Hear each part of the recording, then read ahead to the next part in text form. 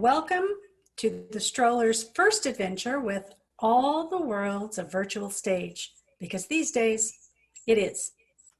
Tonight we have 4 short plays written by 2 local playwrights, Nancy Halper and Ryan Kaminski, and they're with us for this performance, and they will also be available to do a talk back after the show.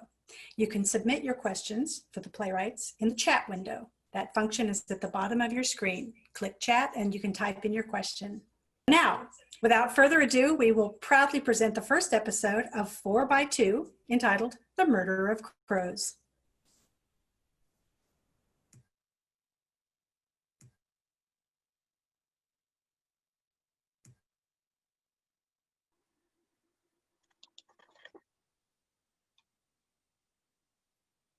Miss Wilkins? Oh, hi, you must be Ethan's mother. Thanks for coming in, Mrs. Healy. Oh my gosh, these chairs are so low.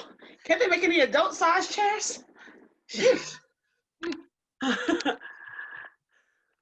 There you go. And actually, it's Miss Cooper now, my maiden name. Well, technically, it's not officially yet. Of course, I apologize.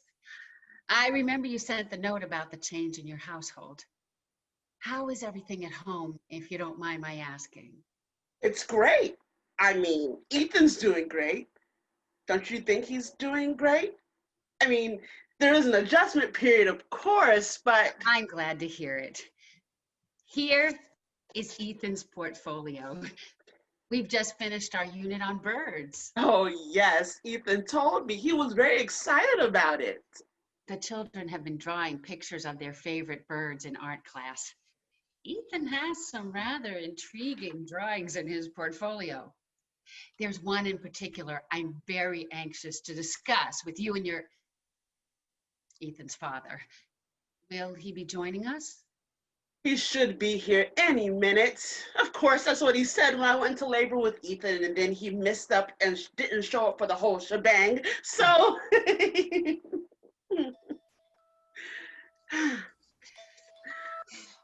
Well, Mrs. Wilkins, please come down to the main office. Mrs. Wilkins, to the main office. Thank you. Oh dear, never a dull moment. Well, this will give you a chance to look over Ethan's work while you're waiting for me and Mr. Healy to arrive. He's probably just stuck in traffic. I'm sure that's what it is. Here you are. I'll only be a few minutes.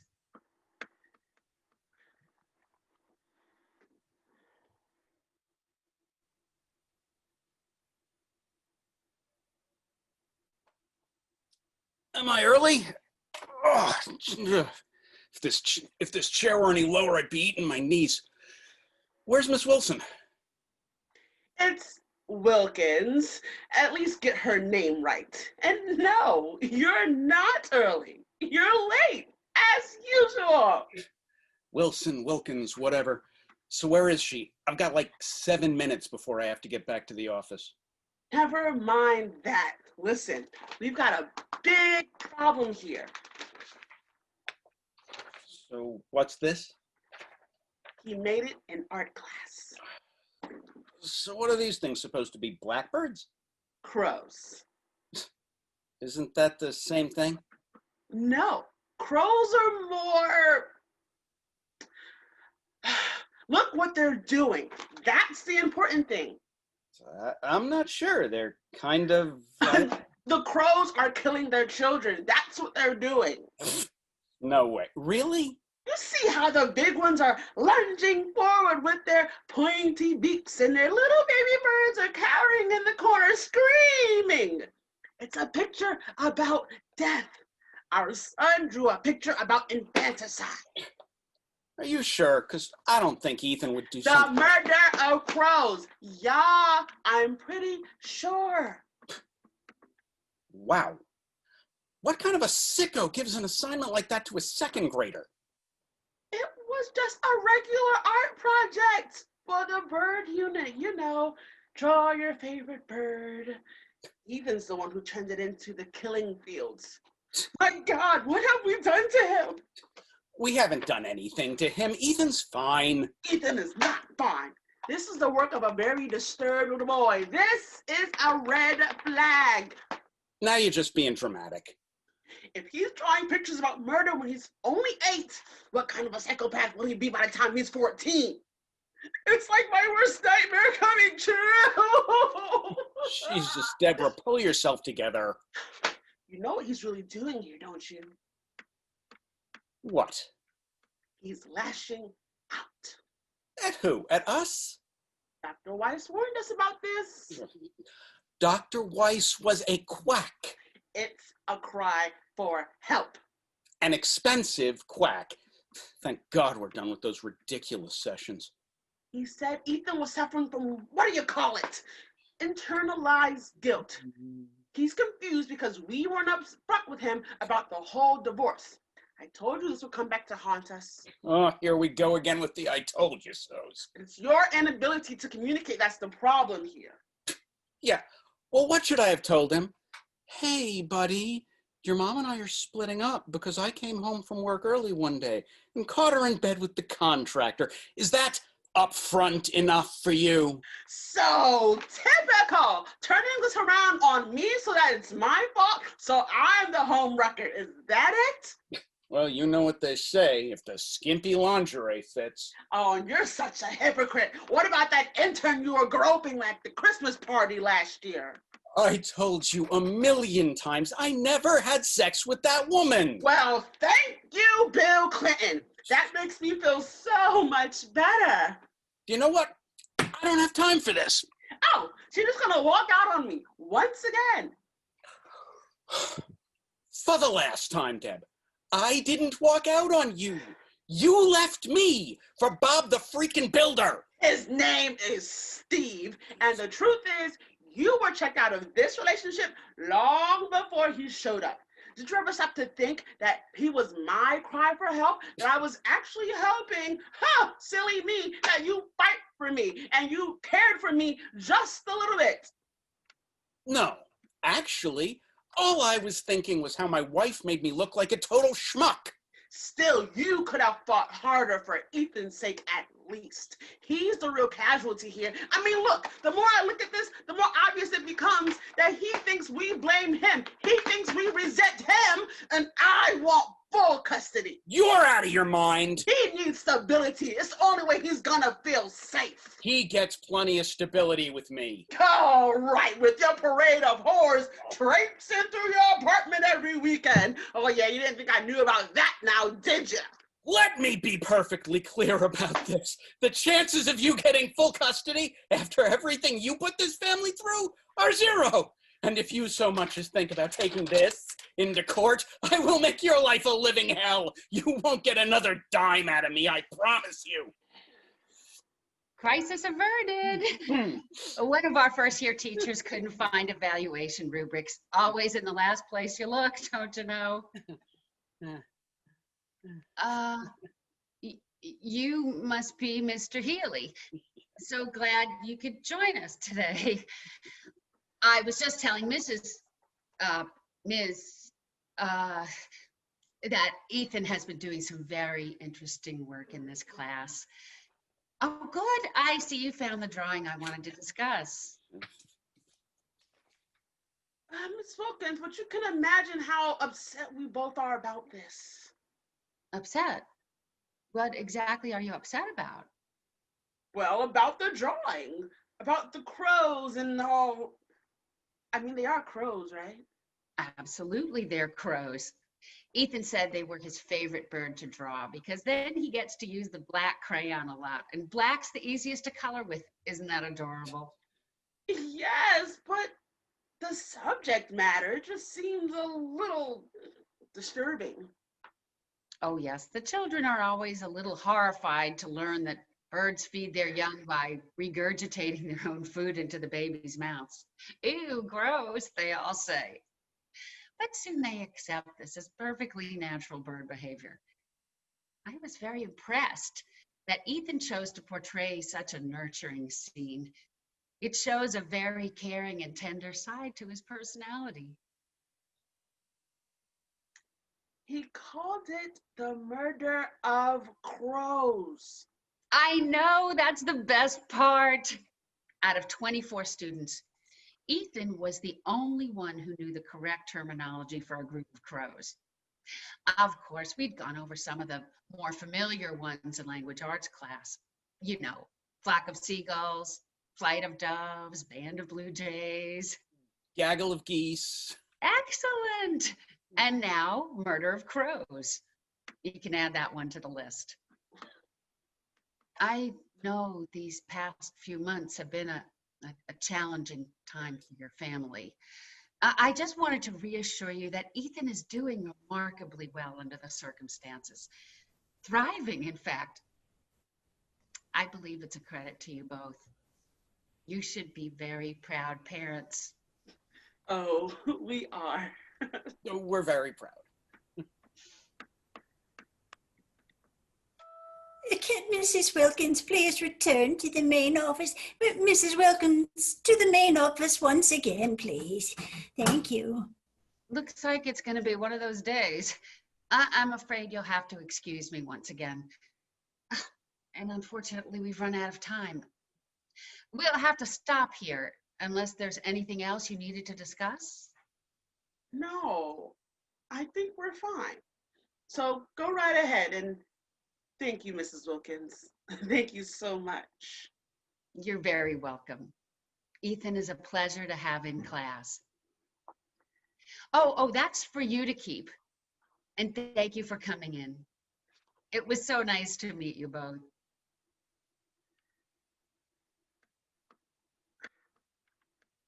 Yeah. Well, I'm already late as it is, so... So go already. Greg, wait. Why don't you take this? You sure? Yeah, You want it? of course. I mean, I'll get the next one. Put it on the fridge. Ethan likes his artwork on the fridge. I'll do that. Murder of crows, huh? Learn something new every day.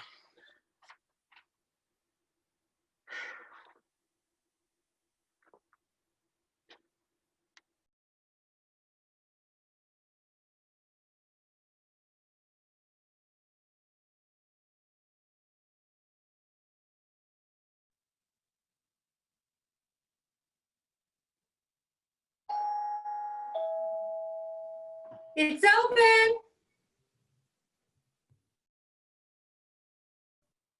Miss Page, it's me, Mrs. Harris. I'll be on in a second.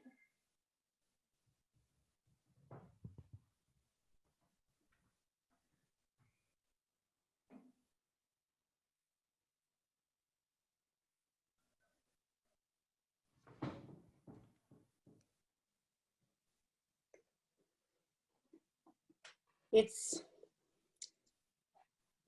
near a mountain trail upstate. What? The meadow in the picture. It's where my husband proposed. We were on our way back from a hike when he popped the question. I'm sorry, I didn't mean to go prying through your personal things. Oh, no need to apologize. I had to go to 3 liquor stores in town, but I was finally able to find the brand you like. Decided to pour myself a glass too. Thank you. I hope finding it wasn't too much trouble. Oh, not at all. I did make a promise to pick it up for you, and my father always says it's important to keep your promises. Good motto to live by. Here, let me take your jacket. That's all right, Mrs. Page. Why don't we just sit down for now? Okay, please. You'll have to forgive me if I seem a little flustered. This is a first for me. No, it's a first for me too. What do you mean? Between inviting me over like this and picking up a bottle of my favorite wine, usually clients just stop by my office. I did think about stopping by your office, but when I saw where your office was located, I realized we couldn't meet there. My husband runs the law practice across the street. If one of his co-workers looked out the window and saw me heading into a private investigator's office. I understand. Same reason I didn't want to meet you anywhere public. Yes, I could see why that wouldn't work. Tell me, where's your husband right now? He had to head into the city. His brother called late last night regarding a family emergency. He won't be back until late tonight. Let's get right down to business then. What exactly do you want me to investigate? I want you to investigate my husband because I think he's having an affair. I see. And why do you think so? Certain mannerisms and behaviors I've noticed. He'll be on the phone, and when I walk into a room and he'll suddenly hang up. He'll tell me he has a late meeting at the office, but when I call the office, there's no one there. I've also been smelling his shirts when they go into the wash lately, and they'll have traces of perfume that isn't mine. How long has this been going on? For a few months now, but the signs have been becoming more apparent over the past few weeks. I see.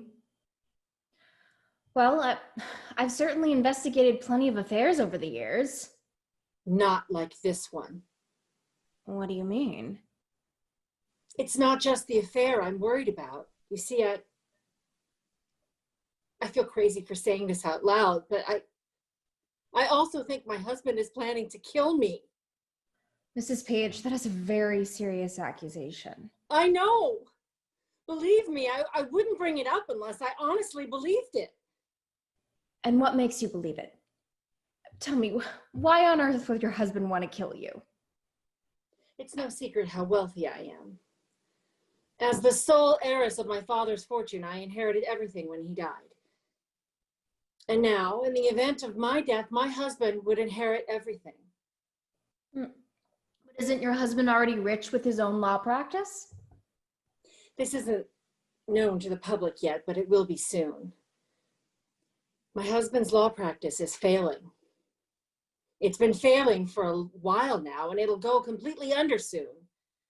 He's going broke, and he's getting desperate. And besides, he has someone new to provide for now. These are all just theories and suspicions, though. They're not proof. I do have proof. At least I think I do. And what might that be? I found an envelope in my husband's study. It was in one of his desk drawers. I think it might be poison. Poison? Yes. At least that's what it looks like. And why haven't you gone to the police with this? Because I'm not completely sure. Imagine if I walked into a police station and told them what I just told you. And what if it turned out not to be poison? They'd think I was crazy. My husband would find out, and then I'd be in an even worse situation. Maybe if you could take a look at it. I'm sure in your line of work you have friends who could figure out what it is. I'm sure you could find answers in a discreet way. I just want the truth. I want to know if my husband is involved with anyone, and if he is, I want to know if they're trying to get me. I just want answers. Let me see the envelope. Are you saying you'll take the case? I'm saying I'd like some information before I officially commit. I'd like to see what you found. I'll be right back.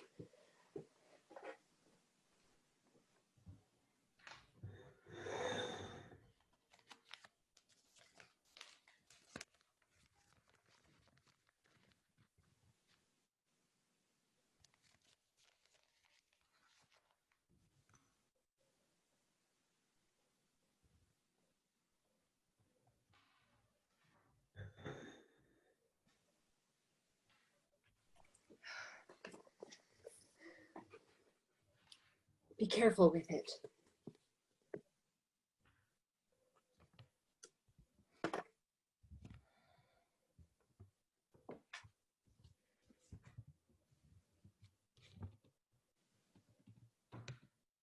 What do you think? Well, I'm certainly no expert in these kinds of things. You said you found this in the back of his desk drawer? Yes. I mean, why else would he have hidden something like this from me unless he wanted to use it? Tell you what, I have a friend down at the crime lab. I can send a sample out to him and have him analyze it. Are you saying you'll take the case? Like you, I want to find out the truth. I want answers too. I'll take the case. Thank you. Oh, thank you. Now, while we wait for the results of the analysis, I think it'd be best for you to get out of the house. You know, stay with a friend or take a mini vacation, you know, whatever. If what you think is true, I just think it's best that you're away while I investigate.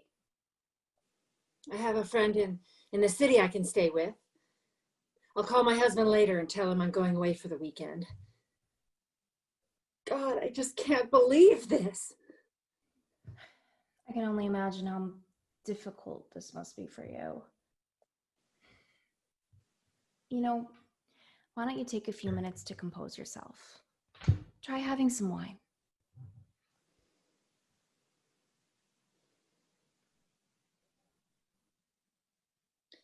I mean, it seemed like yesterday when he proposed to me in that meadow. And now I have to face the reality that he's possibly cheating on me and worse, possibly trying to kill me. Excuse me. Mrs. Page, why don't you just try to take things step by step? No, I've agreed to investigate this for you, so let's just take it from there, okay? Go on. Have some wine. You know, just take it easy for now. To better days.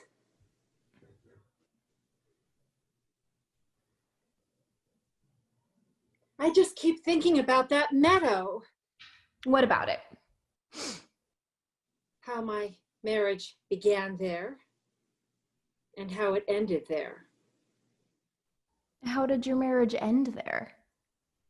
Because that's where I buried my husband. I'm sorry? Last night, when I found the poison in his desk, I poured some of it into his drink at dinner. I poisoned him. I poisoned him in the exact same way I know you're now trying to poison me. You think that by being a private investigator, you're the only one who can follow someone? You think you're the only one who can retrieve deleted emails? You think you're the only one who can get answers? For God's sake, you're even wearing the same perfume I smelled on his clothes. I know you're the one who's been having an affair with my husband, Miss Harris. And I know the two of you have been trying to kill me. You were probably wondering why you hadn't heard from my husband since last night. That's why I told you that bogus story about him leaving for a family emergency. In fact, this whole afternoon has been one bogus story. What are you talking about? That's why I posed as a potential client. I needed to get you here, Miss Harris. And I knew you'd buy my story. I also knew you'd jump at an opportunity to come here and try to attempt what my husband failed. When I put the poison in my husband's drink, it took about 10 minutes before he began to feel any effects. Given how quickly you've chugged that wine and given how much you're coughing now, I'd say you're already feeling the effects of the poison I put in yours. You...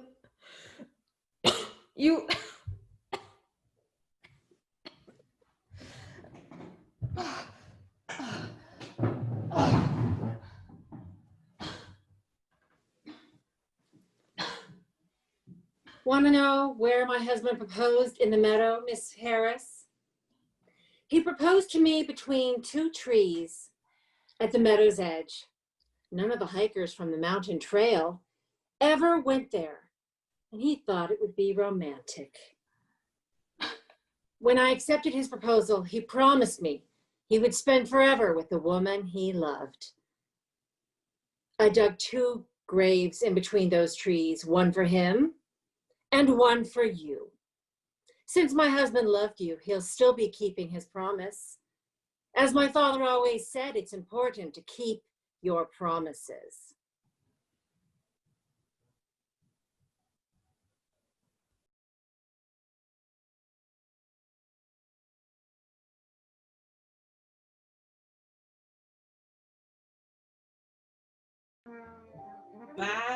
My.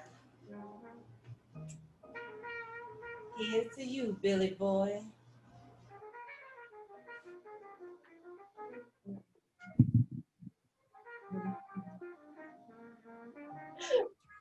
Sorry, I didn't mean to frighten you. No, the fault is mine. I'm afraid I forgot my manners. Here I am taking a dance break like a silly little girl when I have a visitor. A very distinguished visitor. Was that William Howard on the trumpet by any chance? Yes, it was. I thought so. I never could fail to recognize a signature Howard solo. Nobody could play the trumpet quite like Billy Boy. My name is Arthur Nelligan. And you must be Vivian, AKA Billy Boy's wife. I am. I was. I'm sorry. I didn't mean to word it like that. Yes, I know all about the accident. Saw it on the news, and I passed by the bridge on the way over. Forgive me. This was not the way I meant to introduce myself. How about we start over then? Fine by me. What exactly can I do for you this evening, Mr. Nelligan? Believe it or not, but I'm here to bring you something that belonged to your late husband. Bring me something. Are you saying you knew William? I did. Met him in New Orleans when he was a starving artist at a voodoo shop in the French Quarter. Goodness, that must have been ages ago. It was. It was right before he caught his big break at the Jackson Club. Oh, the Jackson. It's been years since I've been there. William and I used to go all the time. They hung his picture on the wall and everything. I was in the audience the night he first played there. He was just a scared, scrawny kid back then, willing to do whatever it took to prove himself. The audience certainly wasn't on his side when they first laid eyes on him. That was until he started to play. The rest is history. That's really amazing you were there when it happened. It was quite the night, to say the least. A much cooler night for certain. Goodness, you must be hot, especially in a suit like that. How's about some lemonade to cool you off? Oh, it sounds lovely. Great, let me get you a glass. I'll be right back.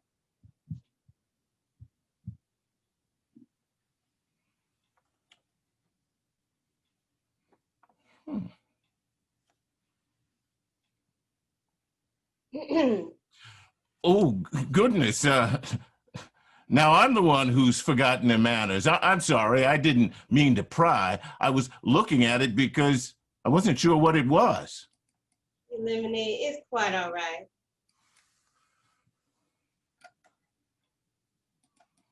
Whoa. Something wrong about that, what you were snooping at? I didn't expect it to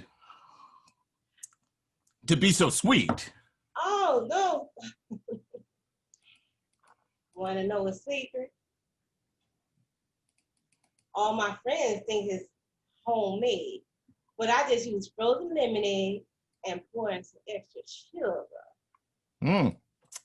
Interesting. Well, like I always say, we all have our secrets. What happened there? Those aren't burn marks, are they? I'm afraid I was rather careless with the stove a while back. I can be quite the klutz at times, as you can see. You say you had something for me. Yes. Now keep in mind, I've tried to keep this in decent condition over the years. Oh my. One of William's first trumpets. In fact, it was the first trumpet he played as Billy Boy Howard. Wait. Are you telling me this is the trumpet he played that night at the Jackson? That it is. Look here, if you don't believe me. Damn.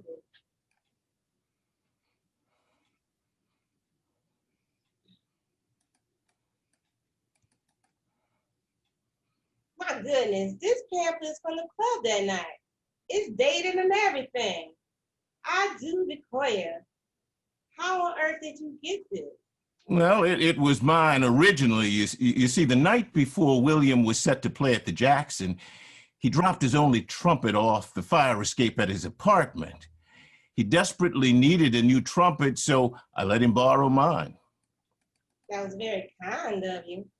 If you don't mind me asking, why did you hang on to the pamphlet for all these years? Because I knew William would be heading straight for the top after that performance. I knew the items from that night would be worth something. You were right there. I know many of William's fans who would pay top dollar for these, especially now. I just can't believe you came all the way here to give them to me. Now that you mention it, there is another reason for my presence this evening. Oh? You see, I'm afraid your husband owed me something he failed to deliver. I see. Well, Mr. Nelligan, it embarrassed me to say this, but you're not the first person whom William is indebted to. Tell you what, how about in the morning, we go to my lawyer and see if we can work something out. I'm afraid your lawyer would be useless in this case. I don't understand. Flip the pamphlet over and read. I, William Howard, do solemnly swear that in exchange for my success, fame, and my fortune, I will grant Mr. Nelligan, Arthur Nelligan, Finish it. complete and total ownership of my soul. You'll see the initials are written in blood, as is the date. What on earth is this? It's a contract, Mrs. Howard, signed and dated by your husband. It states that in exchange for me giving him the fame and fortune he so desired in life, I was to receive ownership over his soul at the time of his death. I'm not sure what kind of game you're playing, but it's not funny. I agree. There's nothing funny about it. Just like there's nothing funny about those cigarette burns on your arm. Come on, Miss Howard. We both know you didn't burn yourself on the stove. Billy Boy used to put his cigarettes out on you when he got drunk. He told me himself. And when did he tell you this? About an hour or two after he died.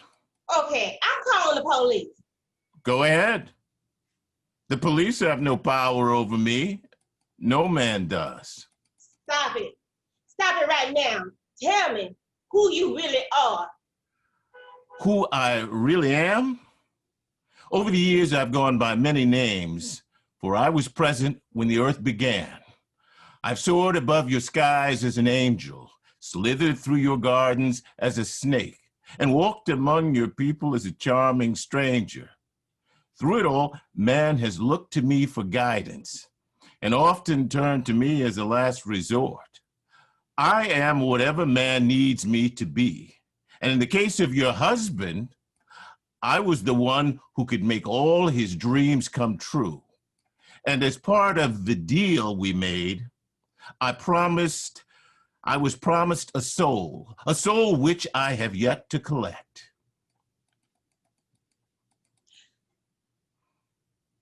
Oh my God.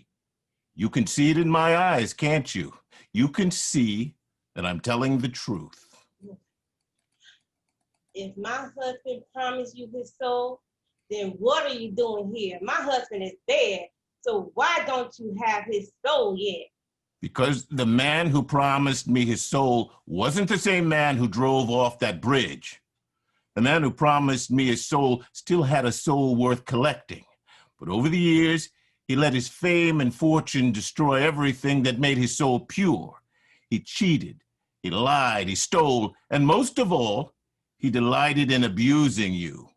Such crimes made his soul rot, and I cannot take a rotten soul. Then what do you want from me? Isn't it obvious? When your husband died, you inherited all his fortune, which means you also inherited all his debts. No.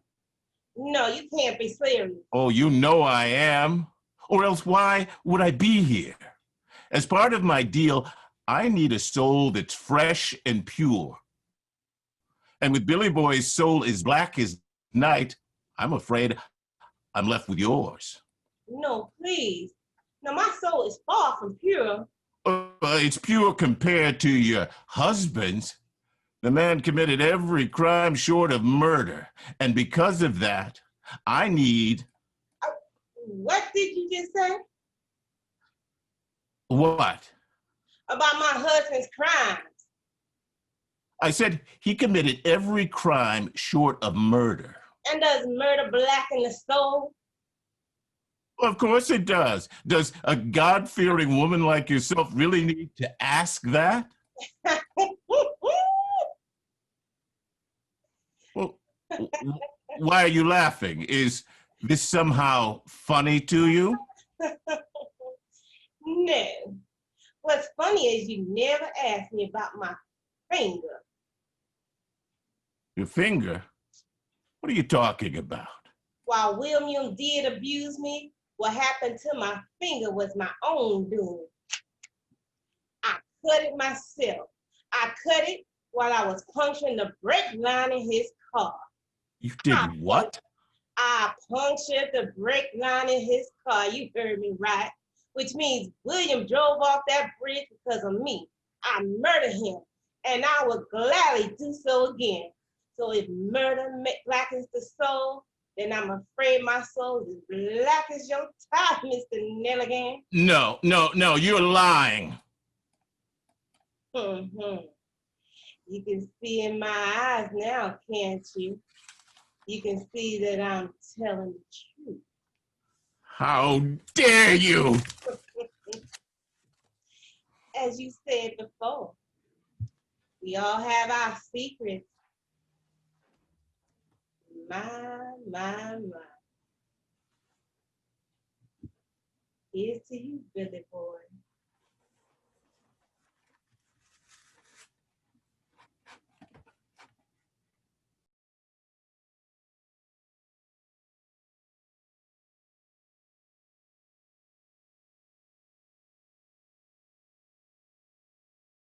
Hello, Oliver. What are you doing here? I'm here to return these books. On a Saturday? For the past 7 years, you've come into the library every Monday, Wednesday, and Friday like clockwork. Never once on a Saturday. Is everything all right? I'm also returning this. Your library card. Now you've really got me worried. Are you sick? Are you moving? You haven't done anything illegal, have you? I have no use for that card. I won't be returning to Pleasantdale Library again, ever. Oliver, we've been friends a long time. Please tell me what's going on. Friends? I don't count traitors among my friends. Is that what you think of me? But why? I have just been informed that the Pleasantdale Board of Directors has voted unanimously to replace the Dewey Decimal System with another method of cataloging nonfiction, effectively abandoning an institution which has been part of our nation's history for over 100 years. Oh, that. And since you yourself are a board member, I hold you at least partially responsible for the decision. But I had to do what I thought was best for the library as a whole. Do you know how long it took me to memorize the Dewey Decimal call numbers? You memorized them? A lot longer than it took me to memorize the number pi to 6,000 decimal places. I can tell you that. Well, I should have known you'd be upset. I remember the fuss you made when we swapped out the wooden chairs in the reading room for upholstered ones. Well, the wooden chairs were more ergonomically correct. Oh, but Oliver, if you're so attached to Dewey, why didn't you attend our open house forum at the last Library Association meeting? We had a very lively discussion about it. I did not know about a meeting. Didn't you see the flyer I put up in the lobby to advertise it? See? Do we or don't we? A pun. That's clever. Do you think so? I came up with it myself. Well, it just so happens I have a flyer of my own. Boycott the Pleasantdale Library and preserve the integrity of the Dewey Decimal System. A little extreme, don't you think? But this calligraphy is beautiful. Did you write this by hand? Of course. Where did you learn how to do it? Chinese calligraphy made easy, call number 745.6199. I see. These days, most people just choose a font off their computer. Well, they probably never found a good book on calligraphy. But you see, if they were using WordThink, maybe they'd be able to find the right book. Well, I am not familiar with WordThink. Oh, it's our new cataloging system. We'll be rolling out WordThink over the next month or so. If you just gave it a chance, you might get used to it. Oh, I highly doubt it. You might even like it better than Dewey. That is sacrilege. In fact, the board is hosting an orientation meeting tomorrow at 3 to introduce WordThink to the public. Maybe you'd like to come to the meeting with me? Sunday afternoons are when I do all my cooking for the following week. I make a Thai dish for Monday, a Mediterranean dish for Tuesday, an Indian dish for Wednesday. Wow! Most nights I just have cereal. Pleasantdale has an extensive cookbook collection. The Everyday Vegan Cookbook, 641.5636, Entice to and Spice, 641.578. Oliver, can't you at least give the new system a try? After all, the books will still be the same. Yes, but they won't be in the same place anymore. That's true. But WordThink is very easy to learn. Instead of using numbers, you see, we simply shelve the books according to broad subject categories like arts and crafts, sports, film, television, etc., etc. The same system that is being used today at Barnes & Noble. You mean the corporate behemoth that drove my favorite local bookstore out of business? I don't think that's helping your argument. Why do you call it WordThink anyway? Words do not think. They can help you think, or at least you can think of them. You can also think of numbers. True, but it's a lot harder. All those random numerals, the decimal points, it's so complicated. No important quoi c'est bête comme Q. Excuse me? That's French for nonsense. It's child's play. Or another rough translation might be, it's easy as pie. Guide to French idioms, call number 488.272. Exactly. How many languages do you speak anyway?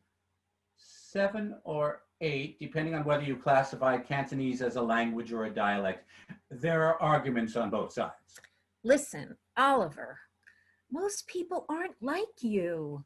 They don't speak 8 languages. They can't memorize pi to the 5,000 decimal places. 6,000. The Dewey Decimal System is cumbersome at best, and at worst, it's a needlessly archaic system. When we announced the proposal for WordThink, the response was overwhelmingly in favor of converting. Did you know that when the majority of Major League Baseball stadiums converted to artificial turf in the 1980s, public opinion was in favor of that as well? Currently, All but 2 stadiums have returned to natural grass. You're a baseball fan? Life in the major leagues, called number 79.758. Look, Oliver, you know I love books, but I want these books to be used and enjoyed by as many people as possible. So switching to a simpler cataloging system encourages more people to find more books, to read more books. Well, all I can say is that's a good thing. Well, I understand. Helen, it seems I owe you an apology. An apology? I was wrong to call you a traitor. I see now that you acted according to your conscience, and I have to respect that. You are certainly entitled to your opinion. Furthermore, you stated your defense quite eloquently. Goodbye, Helen. Oliver, wait. So that's it. You're just going to walk out of this library and never come back? Can't we talk about this some more? I don't see the point. Okay, so you don't like change. I get it, but that's still no reason to abandon Pleasantdale.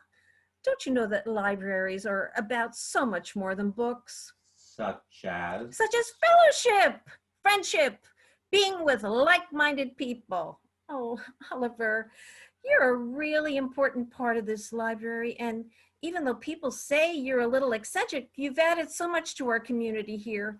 I'd really miss you if you left. People say I'm eccentric? You've been a really good friend to me over the years. like the time you helped bring back this orchid back to life when I was sure it was dead. The Complete Guide to Houseplant 639.965. Or the time the serpentine belt on my old Ford broke and you fixed it. That saved me hundreds of dollars. How to repair your car, 629.877. All it takes is a screwdriver and a socket wrench. You challenge me with your intellect. When I'm having a bad day, you make me laugh, even if it isn't always intentional. Oh, I wish you could see. See what? Oliver, you're the smartest person I know, but you can be so dense sometimes. Fine, I'll spell it out for you. Ever since we met, I thought you and I shared a special bond, something even more than a friendship. So, do we or don't we?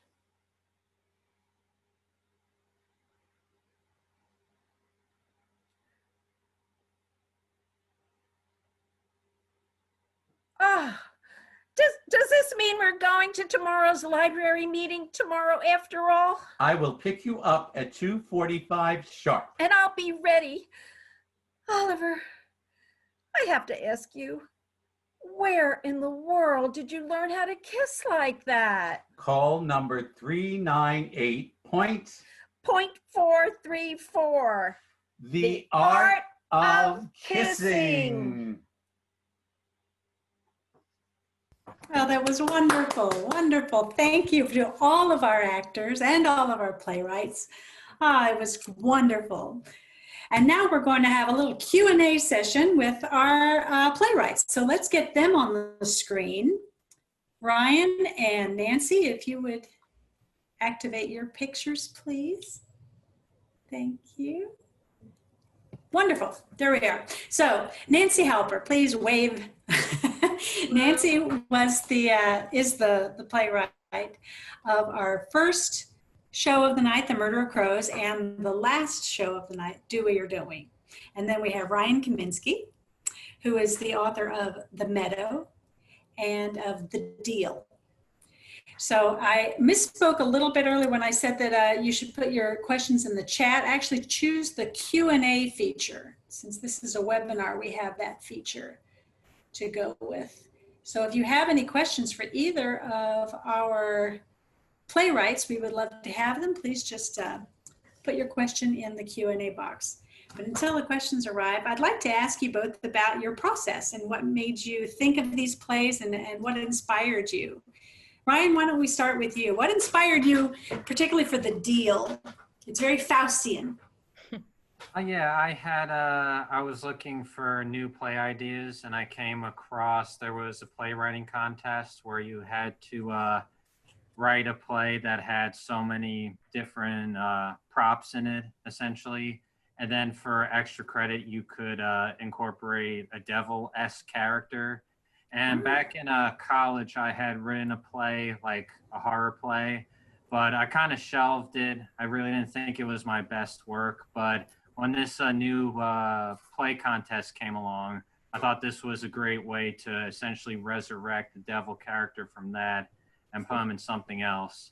So it was really inspired by that contest and the fact that I had this character who was waiting around looking for a good story, and he finally essentially got his day, pretty much.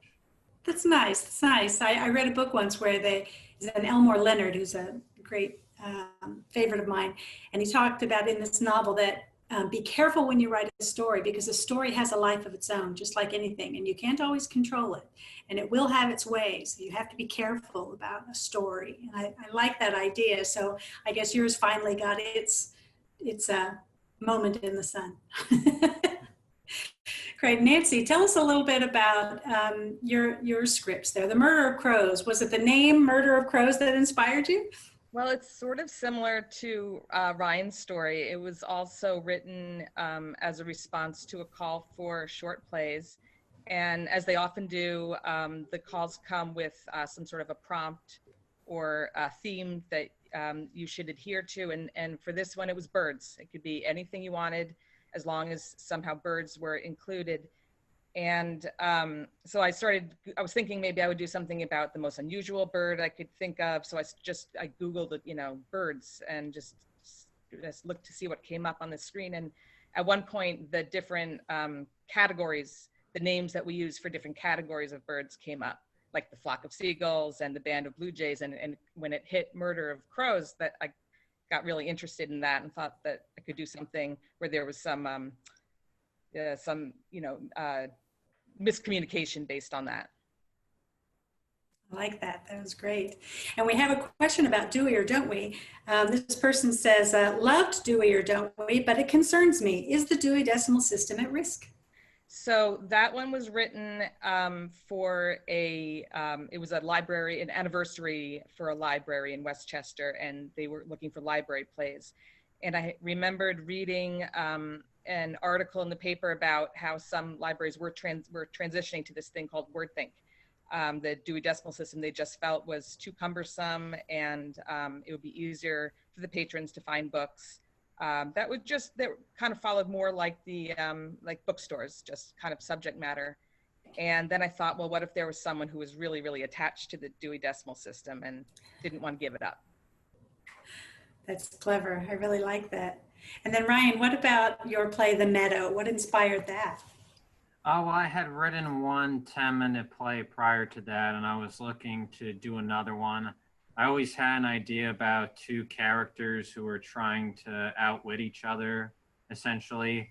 So when I was thinking about 10-minute play format and what I could do, and I wanted to keep the cast really contained as low as possible, and then it seemed like that was a really good opportunity to do a play about two characters trying to outwit each other for that.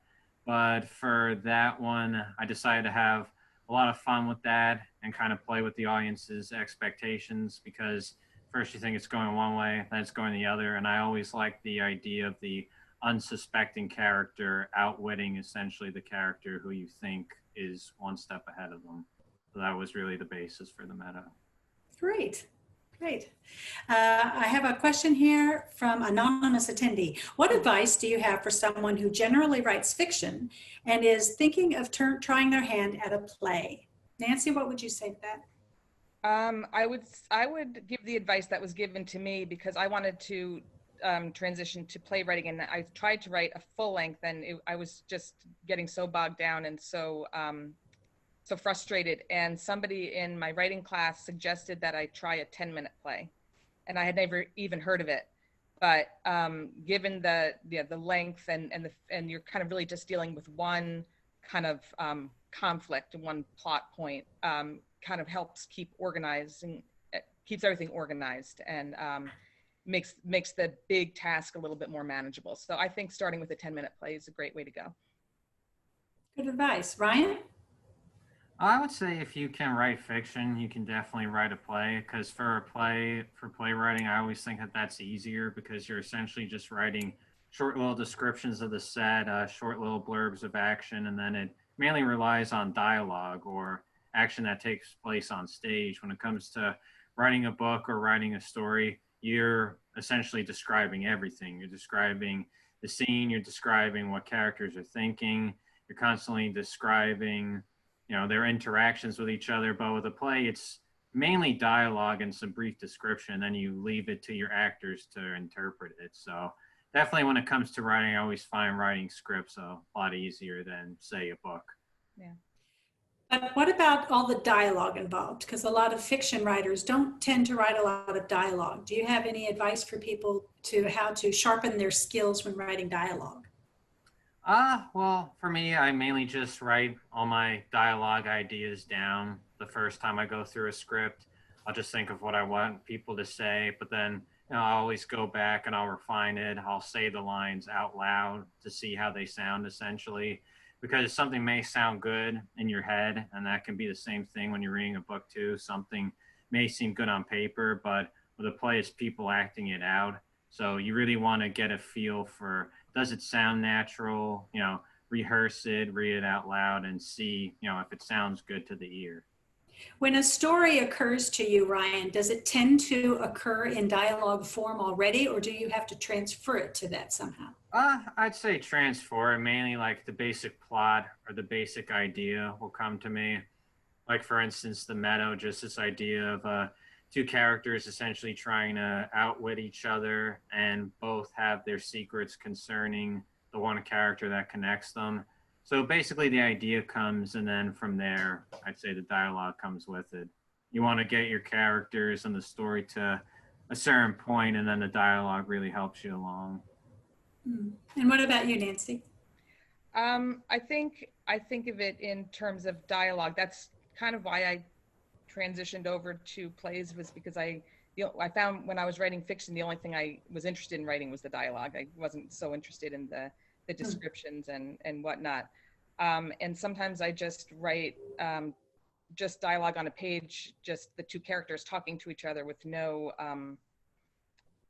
thought of where it's going yet, just to kind of hear what their voices are. But one thing I would say for advice for someone who wants to write dialogue is to spend a lot of time listening to people, eavesdropping even, and just kind of getting a feel for how people sound in real life, and all the different the different personalities and tones.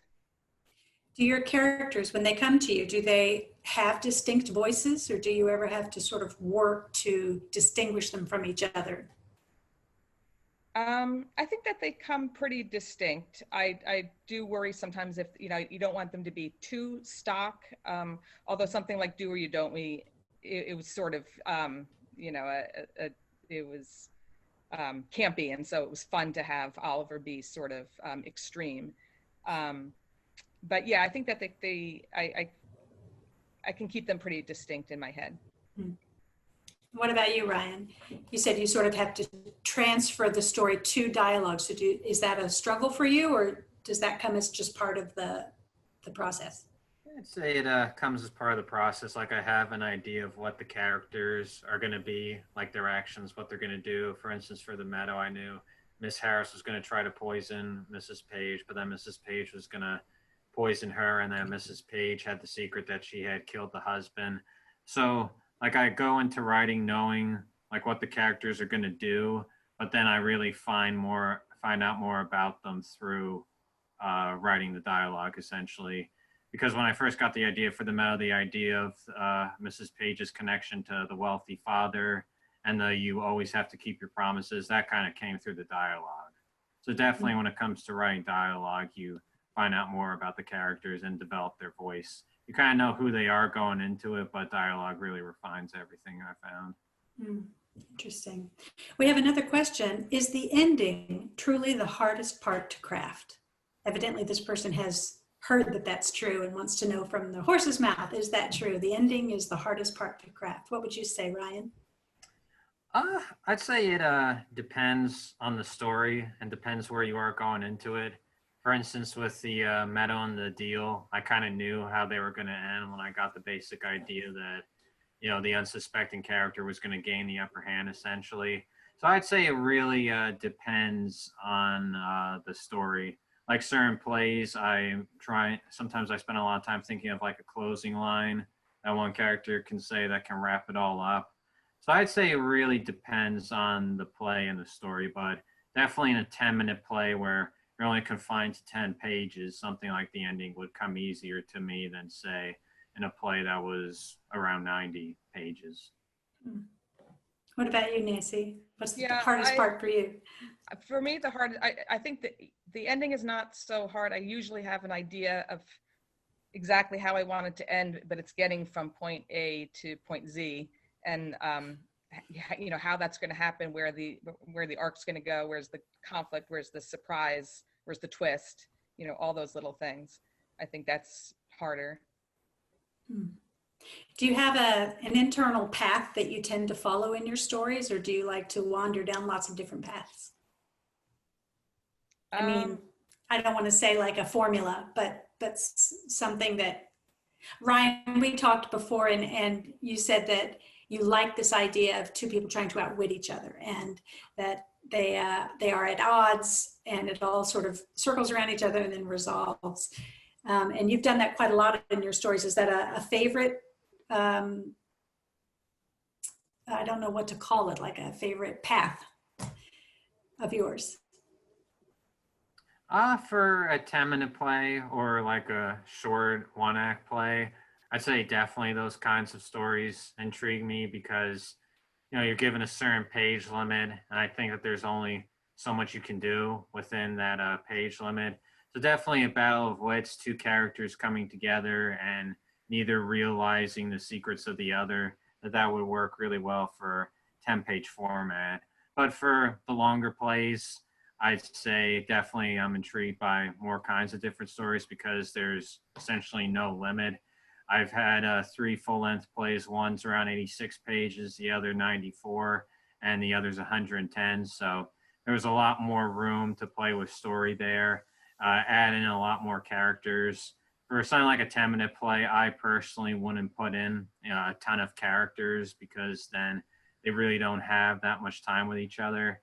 So that's why for 10-minute plays, I like to keep it small, like 2-3 people, and then from the page limit, that's where the battle of wits essentially arises. And Nancy, you're the two that we saw anyway, have a bit of a, if not a comic element to them, definitely a feel-good sort of resolution to them. Is that something that you sort of tend toward in your work? No. I mean, Dewey or Don't Me for sure. Is just fun, and is a cute little love story.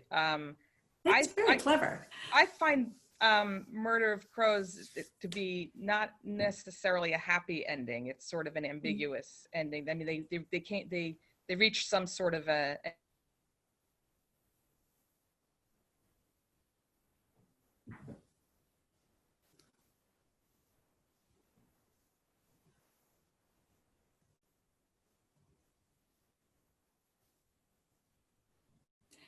You not see me?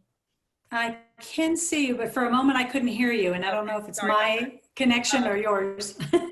Couldn't be mine. It happens all the time. I would say that some of my plays have actually kind of dark and unsatisfying endings. Oh, I can't wait to read those. We love the dark and unsatisfying.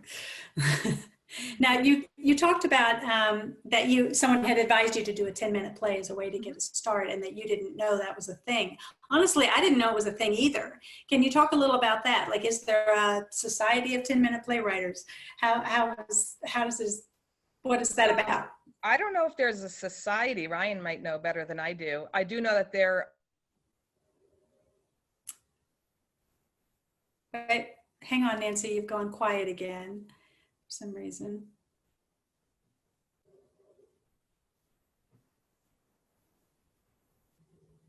I'll turn it over to Ryan and let's hope your audio comes back. Ryan? Is it? Go ahead. It's kind of blinking in and out. Ryan, can you talk about that a little bit?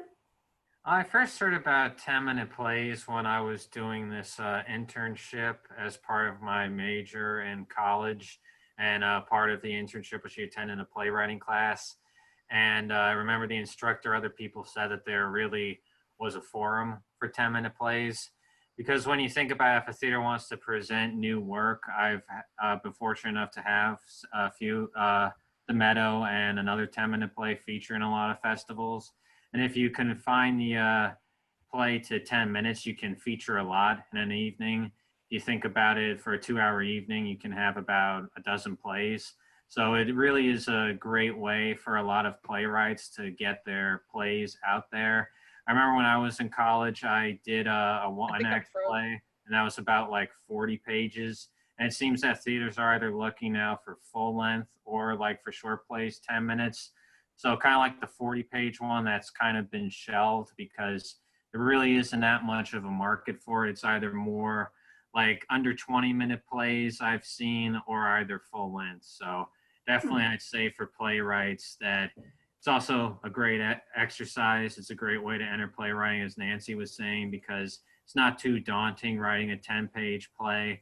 If you really get into the story, it can take you relatively quick to do. Whereas in, say, like a 90-page play, you're going to be spending some time on that. So definitely it's a really great way to enter playwriting, and seeing there are a lot of contests out there, a lot of theaters all over the country, I'd say all over the world, are really into really short plays because it gives them a way to feature all kinds of playwrights. And in 10-minute play festivals, you also get a lot of variety. I've seen a lot of comedy plays, a lot of drama plays, thriller plays, suspense. So in 10-minute play festivals, you really get a taste of everything for an evening. So, okay, great. Nancy, say something. Let me see if your audio. Am I back? Yes, you are. Yay. Good. Sorry about that. So as Ryan was talking about 10-minute plays, and it sounds like it's sort of driven by venues and by theater companies because they want to showcase a lot of different writers, and that's maybe how it got its start. Has that been your experience? Yes, I think that is definitely a big part of it. I've also heard, and it could just be tongue-in-cheek, that people's attention spans are shorter these days, and so they do well with they like to watch a 10-minute play because, you know, if they don't like it, at least it's over soon. That's true. I like that. And it sounds like it's a good thing for a new playwright to have a few of those in their back pocket that they can submit to playwriting festivals, etc. That's a good idea. We have another question. How do you feel when you give over the play to a director and actors and where you lose the control? How does that make you feel? Nancy, let's catch you while your audio is working. What do you say? Thanks. I like it. I've seen Murder of Crows produced several times, and I love the way there's a different take each time. They make it their own, and it's just fun for me to see that. Maybe sometimes I get stuff out of it that I didn't before, and I think I'm out again. No, you're there. Has it ever prompted you to rewrite or to rewrite to some degree, to amend?